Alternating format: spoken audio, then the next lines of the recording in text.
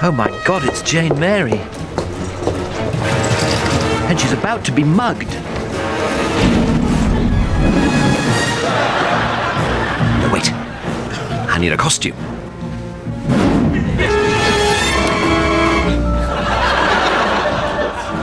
We all know Mr. Bean. We've all laughed at Johnny English. But what makes Rowan Atkinson's comedy so different? It's not luck, it's science. Today, you'll find out the secret behind his comedy. So where did Mr. Bean actually come from? Do you remember that night? Yes, I certainly remember the night. It was a one-off. It was a one-night review, and I was asked if I wanted to do something, and I couldn't think of anything, and just stood in front of a mirror, to be honest, and I just started pulling faces, I mean, for want of a better term. And I just sort of, was doing this... And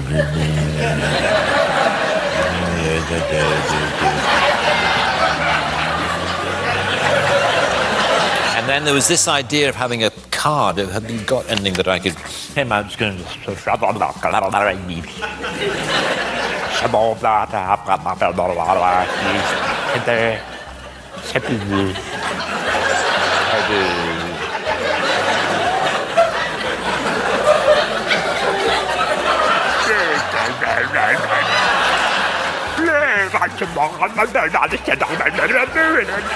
Anyway, it was something like that. And that's where Mr. Bean was born. But the science behind it? That started much earlier, at Oxford, where he was studying engineering. He did comedy for fun. Then slowly, the fun started taking over. Watch how it happened. Now, you led a very academic life at Oxford. You were in the rarefied atmosphere of research, in fact. Was it a deliberate decision to go for show business?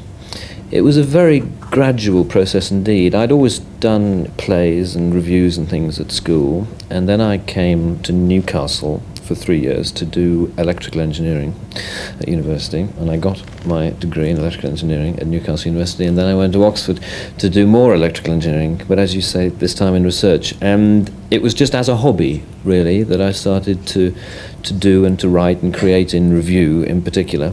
At the beginning of my time there, I suppose 10% of the time was review and 90% of the time was electrical engineering, and then slowly the percentages went like that. But the real story didn't start at Oxford. It started with a question in Venice, where he was on a holiday. He noticed musicians had fans everywhere. Comedians didn't. So he asked, why? Watch how that question gave birth to Mr. Bean. I was actually on a visit, on a holiday in Venice that I had in 1985, quite a long time ago. And I just remember noticing all the musical artists who were popular at the time, and I thought, how odd that musicians generally assume they have an international audience. Yeah. Whereas if you do comedy, you assume you've just got your country and your kind of people who are going to enjoy what you do. And I thought, well, wouldn't it be fun? Because I had already started exploring just doing purely visual comedy. And I was interested in trying to put visual comedy through the character of Mr. Bean on TV. And so that's where it started. Well, the first ones we did were in 1988, 89, and then it sort of grew from there, and now we've got this... Weird, it's like it's got its own life. When Mr. Bean became a global star, a strange new problem appeared. People half recognized him. One day, a man told him, "You look exactly like Mr. Bean." And then something unexpected happened that you won't believe. The thing I find most tricky is when people don't recognize you particularly, but half recognize you. It's that strange thing where they go...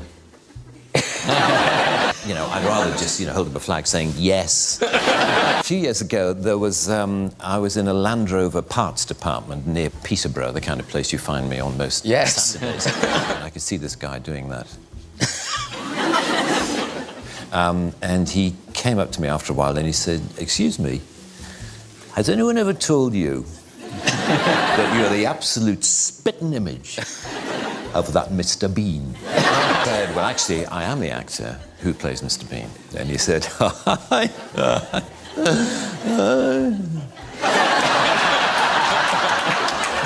"I bet you wish you were." And there followed this bizarre conversation in which the more I tried to claim that I was the person whom he thought I merely resembled, the less he believed me. But what was funny was how close he thought I was to he said, "The resemblance is uncanny." That's what happens when people don't recognize him. But when they do, he can make even the simplest words funny. Watch him turn car words into comedy. Bob, you decided that Bob could be a funny word. Right. Now, how do you do that? Well, it just seemed, yeah, it was always at the end of the sentence. It was, so how can I help you, Bob? And it just seemed like a funny way of saying it, Bob. Because I was looking at lists of motoring words the other day and wondering if you could just by saying them, make them funny. Just say the word. Airbag. De Dion Bouton. Petrol pump. I have to think of all sorts of things to say about a car. Now, I know that if you were a presenter on this show, you could just do it with an expression. Right. So, for example, if you were presented with McLaren F1,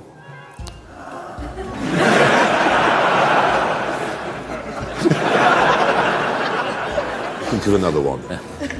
The imperiousness one gets from a Range Rover. Ah, right, okay.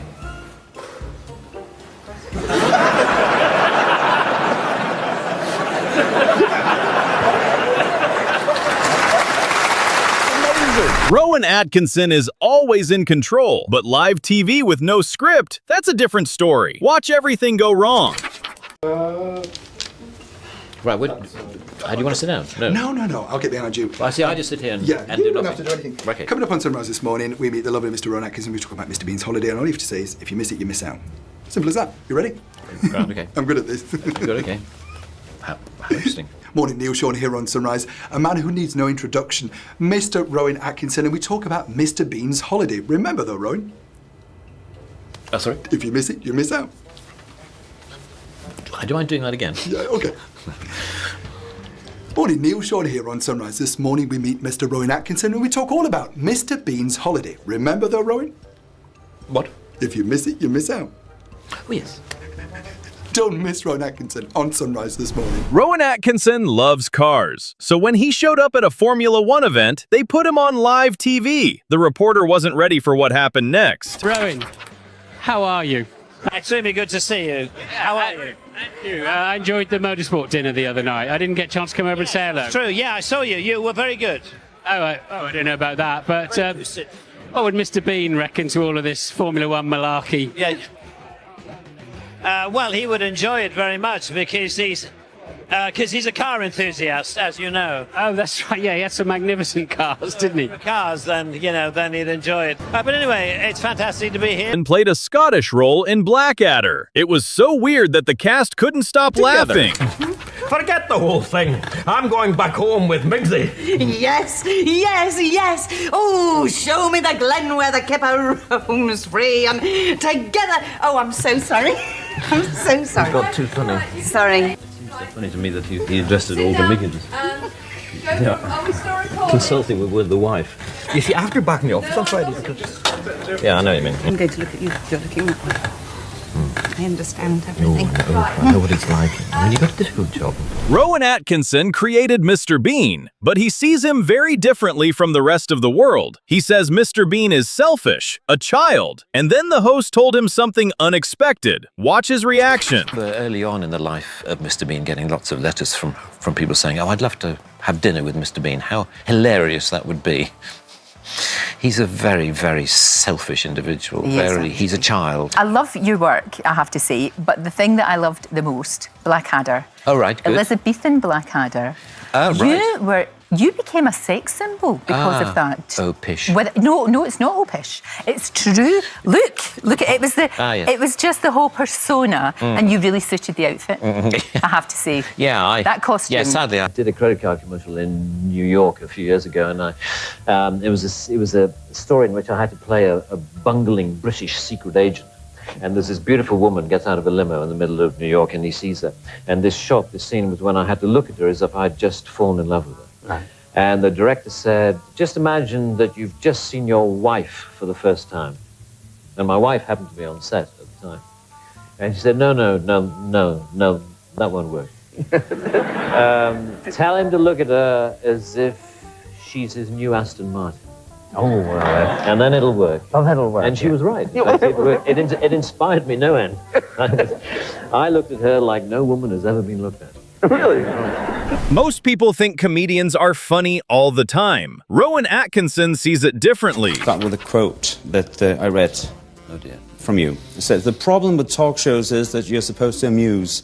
I generally rely on being interesting rather than funny. They just want people with wacky stories about airports, and I haven't really got any. How true. It's true. How true. I haven't. So how was Kastrup Airport?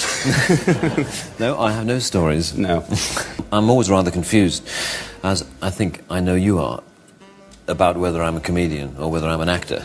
No. You know, or whether I'm I'm an not actor. confused Are you at not confused no. at all? Oh, well, I'll stop talking. I know you're boring now, and I know you will exactly. consider...